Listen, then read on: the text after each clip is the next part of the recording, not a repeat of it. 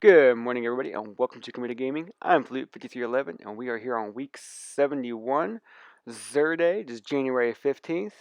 And he's here in the Reef. Last time he was in the Reef, it didn't go so well. They had to move him because the door wouldn't open. So if the door's not opening for you, go back to orbit, come back in, maybe log out, log back in, or if it doesn't work altogether, just tweet at Bungie, I guess, and tell them to move Zer. But that being said, it is a very, very good week for Zer. He's got a lot of great stuff. We're going to dive into it and go through it. Alright, starting off here with the Titans, we have Ruin Wings. I'm going to say these are the best PvE exotics for Titans. You can make a strong exotic for the no backup plan gloves. You can make a strong argument for the Helmet Saint 14. I'm just going to go with this one.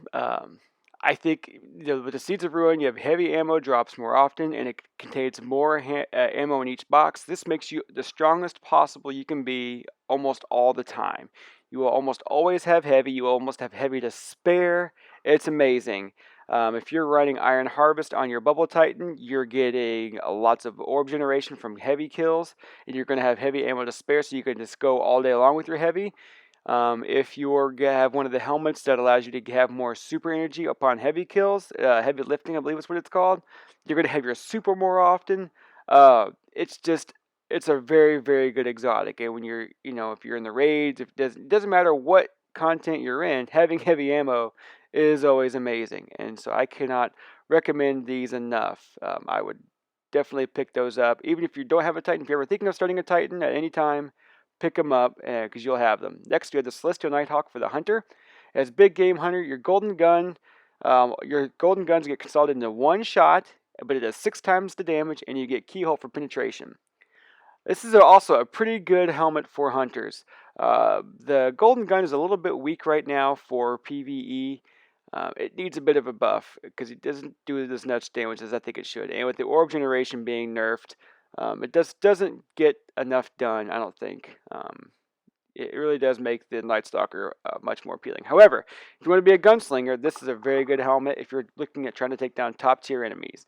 Or to do a ton of damage to top tier energies. This used to be a lot of fun on Solar Nightfalls when you could just do crazy amounts of damage. This used to, in normal Oryx, it will stagger. Normal Oryx, that was one of the things strats we used to have, is have people with Celestial Nighthawk and cycle those through staggering Oryx in the raid. So I would highly recommend it. Also, it's really fun is when you aim down sights, when you ADS, the eye sockets glow. Now you can't see it, but your buddies can. So I don't know. It's kind of fun. It's a good helmet. I would highly recommend it. It's not the best exotic for. Next, we have the Impossible Machines for Warlocks. This is another very, very good gauntlet. It provides you landfall. So when you cast your super, when you're in the air, it shoots a mini super right below you and takes out what's underneath of you. So this is really good for PvP and for PvE. You can do a lot of damage underneath of you. So if you're jumping over an objective like say A or B or whatever, and you've got 1 or 2 capping, you cast it, it shoots a bolt down, it takes them out, then you can go on and use the rest of your super to take out other enemies. It's very, very good. It will allow you to then spec into Ionic Blink, which is pretty strong for PvP. It'll also allow you to spec into whatever the perk that allows the range of your super to be longer to chain further, which is really, really good in PvE. Okay, next we have the exotic engram. We don't have a weapon this week. We just have Helmet Engrams, which is, I know you guys get to hear my little guardian running around in the background this morning. Sorry about that. So with helmets, we just had so that you can dig for helmets that you don't have, for exotic helmets you don't have, which is very good and useful if you're looking for like the Obsidian Mine for Warlocks, the Helmet Saint 14 for Titans. It's really good to do that. If you're looking for 310 stuff, if you need stuff to infuse, say you didn't do any of the Sparrow Racing League where 300 plus helmets were dropping like crazy, or you didn't get any 320s or things like that out of Sparrow Racing League, you can dig for them here. But you will need to be 300 plus light level when you go over to get them decrypted from the Cryptarch. So if you are over level 300 and you have an exotic decryption from the Cryptarch, there is a chance it could be 310. It's a pretty decent chance. So if you're say you've got all the helmets you want, but you want to raise their light level, you need to try to increase them so you're stronger. you can dig for those here. Or, if say, my hunter doesn't have, my warlock's 300, has 300 plus, but my titan is not. So I can go dig for helmets here as a warlock, get them decrypted as a warlock, and then transfer them over to my titan and infuse them into the titan's helmets to make him stronger. So that's kind of the mini decryption game within Destiny here. So, but if you don't have any of that kind of stuff going on, then maybe you could just pass and wait and save your strange coins. Next, we have heavy or primary legacy weapons. Again, these are going to be year 170 level power attack. There's going to be all the year ones that maybe you don't have yet. What is nice is you can decrypt these here, and you can go back to the iPads in the tower where the Vanguard are, and it'll allow you to go ahead and open up the year 2 ones, which is kind of nice. So you can kind of dig in that way.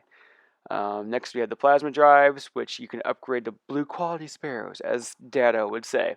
The rare sparrows, and it upgrades them, makes them legendary, and makes them a little faster, makes them to 160. We have heavy ammo scent, which is always good.